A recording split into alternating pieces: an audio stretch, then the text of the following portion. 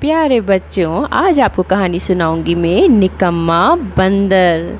गुनगुनाते हुए भूरा बंदर टोकरी में फल लिए अपने घर की तरफ वापस जा रहा था कि रास्ते में उसे निकम्मा बंदर मिल गया। वाह भाई वाह, अच्छी अच्छी खुशबू वाले ताज़ा ताज़ा फल जमा किए हुए हैं आपने। ये तो बाहर से ही इतने अच्छे मालूम हो रहे हैं, अंदर से इनका जायका कैसा शानदार होगा।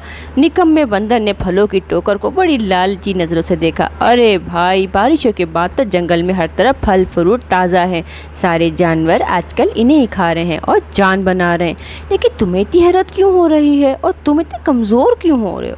भूरे बंदर ने कहा, तुम्हारे सवाल का जवाब भी इस बास्केट में है। अरे ये क्या, तुम्हारे सारे फल खराब सड़े हुए हैं, इनमें कोई भी ताज़ा नहीं, इसकी क्या वजह है? भूरे बंदर ने हैरत से सवाल किया। निकम्मे बंदर ने जवाब दिया, दरअसल मैंने दरख्तों पर चढ़ना छोड़ दिया है, ऊपर चढ़कर मैं खुद को तकलीफ़ में नहीं डालता। फिर तुम ये सब कहाँ से जमा करते हो? भूरे बंदर ने पूछा।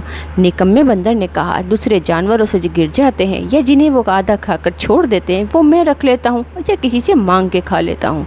अच्छा, तो तुमने मेहनत करना छोड़ दी है, भिखारी बन गए हो जो ख़राब और दूसरों के बचे कुचे फल खाते हो। भूरे बंदर ने अफसोस से कहा, मेरे भाई, दरअसल मुझसे मेहनत नहीं होती, अब चाहे इसे जो भी नाम दो। निकम्मे बंदर ने काहिली से बोलते कहा, फल फल मांगे, कुछ ताज़ा फल दे जाओ ताकि मैं भी आज उनको खा सकूं, ये मुझ पर आपका एहसान होगा। अगर आज मैं तुम्हें मांगने पर दे दूं तो मेरा ये एहसान नहीं बल्कि जुल्म होगा और तुम्हारे मांगने की आदत पक्की हो जाएगी और मेहनत से तुम्हें मौत आने लगेगी। तुम्हें चाहिए मेहनत करो, दूसरों से मांगना छोड़ दो।